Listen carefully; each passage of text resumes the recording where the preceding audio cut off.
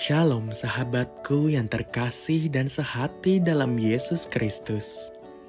Jumpa lagi kita pada kesempatan kali ini. Mari kita siapkan diri dan hati kita untuk menjadikannya layak menyambut Tuhan, supaya kita bisa menjadi garam dan terang dalam kehidupan ini. Tentunya dengan bersama kita Resapi, Renungan Sabda Pendalaman Iman, presented by BPK PKK KAJ. Bacaan dari Injil Matius bab 16 ayat 13 sampai 19. Setelah Yesus tiba di daerah Kaisarea Filipi, ia bertanya kepada murid-muridnya, "Kata orang, siapakah anak manusia itu?"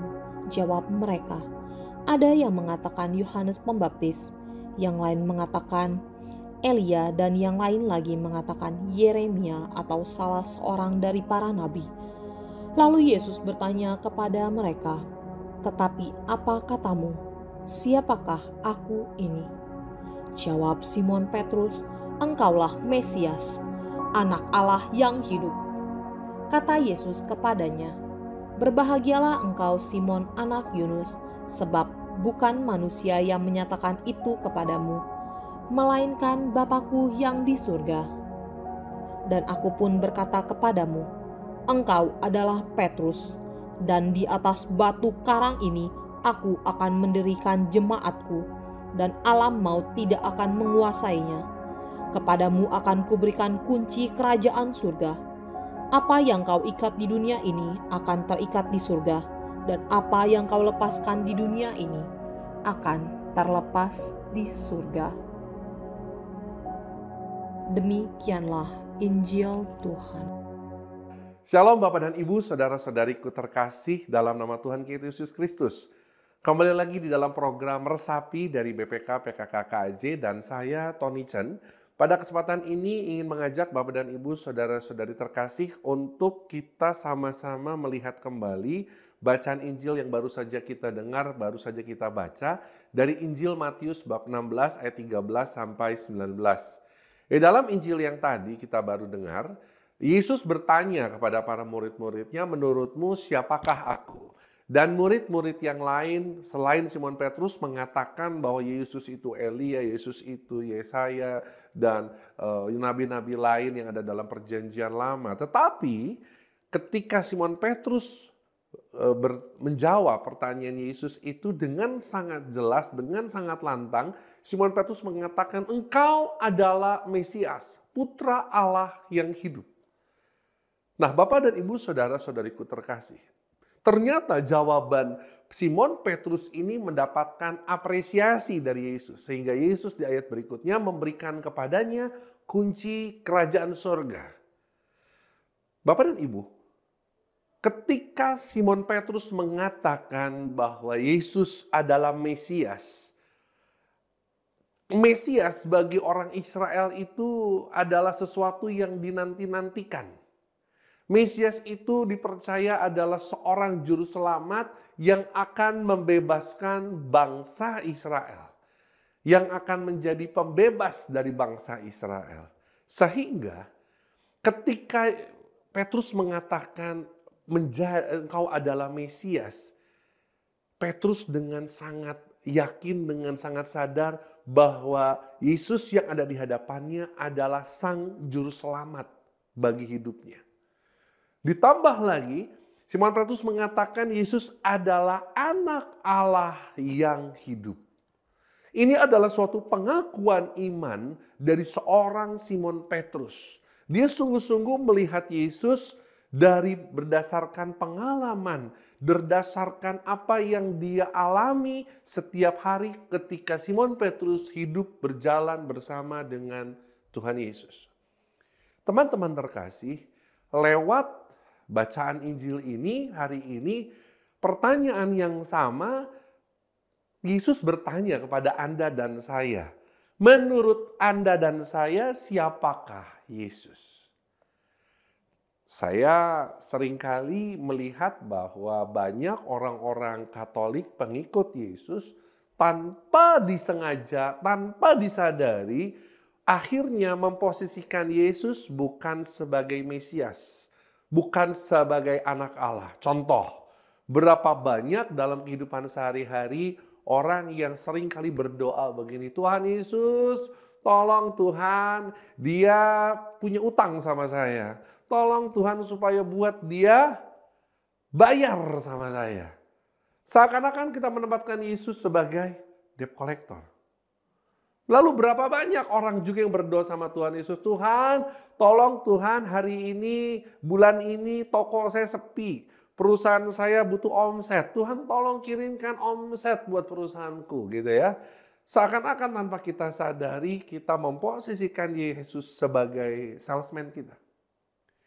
Berapa banyak orang juga akhirnya berdoa yang seperti ini orang tua ya. Tuhan tolong supaya prestasi belajar anakku semester ini mendapatkan nilai yang baik.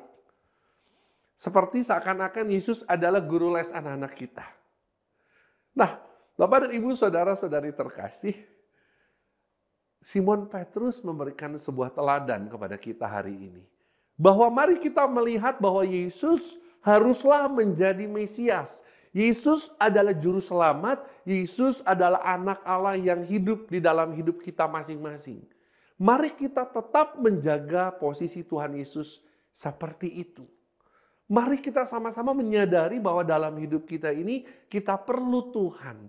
Kita perlu mengandalkan kekuatan kita kepada Tuhan. Tetapi permasalahannya tidak banyak orang mampu seperti itu karena apa? Karena kurang usaha, saudara. Kurang untuk berusaha mendekat. Kurang memiliki satu hubungan yang erat. Kurang memiliki hubungan yang intim dengan Tuhan. Berapa banyak orang hari-hari ini hidup lebih mengandalkan egonya, lebih mengandalkan kekuatan sendiri. Daripada mengandalkan kekuatan Tuhan. Padahal kita punya seorang juru selamat, Yesus Kristus namanya. Oleh sebab itu teman-teman semua, hari ini di hari raya Santo Petrus dan Paulus, dua orang rasul pilihan Tuhan. Kita mau belajar dari dua sosok pribadi ini, Santo Petrus dan Santo Paulus. Tidak disengaja dan mungkin ini satu berkat juga buat saya pribadi bahwa saya dilahirkan di tanggal 29 Juni. Ya, hari ini saya berulang tahun. Dan ketika saya lebih mengenal Tuhan Yesus secara pribadi, saya bersyukur bahwa saya dilahirkan di tanggal 29 Juni di hari raya Santo Petrus dan Paulus. Di mana saya juga diajak oleh Tuhan. Bagaimana saya boleh menghidupi kehidupan saya, mengikuti jejak Santo Petrus dan Santo Paulus di dalam mewartakan Injil Tuhan kita Yesus Kristus. Teman-teman, tidak mudah. Yang saya alami tidak mudah. Mengikuti Yesus, mewartakan firman tidak mudah. Banyak halangan, banyak tantangan, banyak godaan. Tetapi satu hal, Simon Petrus berserah. Simon Petrus menunjukkan teladan bahwa dia menjadikan Yesus satu-satunya juru selamat, sumber kekuatannya ada di dalam tangan Tuhan. Dan ketika saya berusaha untuk boleh berserah atas setiap apapun yang terjadi dalam hidup saya, baik hidup pelayanan, hidup pekerjaan, hidup dalam keluarga, saya sungguh-sungguh boleh merasakan bahwa Tuhan Yesus itu dekat. Tuhan Yesus itu ada. Bahkan di dalam setiap sakit, di dalam setiap kesusahan, di dalam setiap penderitaan, di situ yang saya boleh saksikan, saya boleh menjumpai Tuhan yang hadir. Pada akhirnya, marilah kita bersama-sama melanjutkan hidup kita. Mari kita meneladani teladan Santo Petrus dan Santo Paulus yang kita rayakan hari ini, untuk kita terus menjadi pewarta-pewarta sukacita Injil. Sehingga pada satu saat nanti, surga akan menjadi bagian yang sudah Tuhan akan sediakan untuk kita semua. Mari kita berdoa. Dalam nama Bapa dan Putra dan Roh Kudus. Amin. Allah Bapa kami yang penuh kasih, kami sungguh bersyukur kepadamu karena pada hari ini lewat teladan Santo Petrus dan Santo Paulus, kami boleh belajar bagaimana melihat Engkau sebagai satu-satunya Tuhan dan satu-satunya juru selamat di dalam kehidupan kami. Kami mohon ampun Tuhan, apabila mungkin di hari-hari yang lalu kami kurang memposisikan Engkau sebagai juru selamat kami. Kami kurang melihat Engkau sebagai anak Allah yang hidup dan berkuasa atas setiap kehidupan kami. Kami lebih suka mengandalkan kekuatan diri kami sendiri, kami lebih suka mengedepankan ego kami daripada untuk kami berserah atas setiap apapun yang Engkau inginkan kami alami dalam hidup ini. Oleh sebab itu, pada hari ini kami menyerahkan seluruh kehidupan kami di dalam tangan-Mu ya Tuhan. Biarlah Engkau boleh menjadi satu-satunya Tuhan dan Juru Selamat kami. Dan kami mau memandang Engkau sebagai anak Allah yang hidup di dalam setiap kehidupan kami, baik di dalam suka maupun di dalam duka. Terima kasih Tuhan untuk firman-Mu, terima kasih untuk teladan dari Santo Petrus dan Santo Paulus. Demi Yesus Kristus Tuhan dan pengantara kami yang hidup, kini dan sepanjang segala masa. Amin. Dalam nama Bapa dan Putra dan Roh Kudus. Amin. Shalom, Tuhan Yesus memberkati.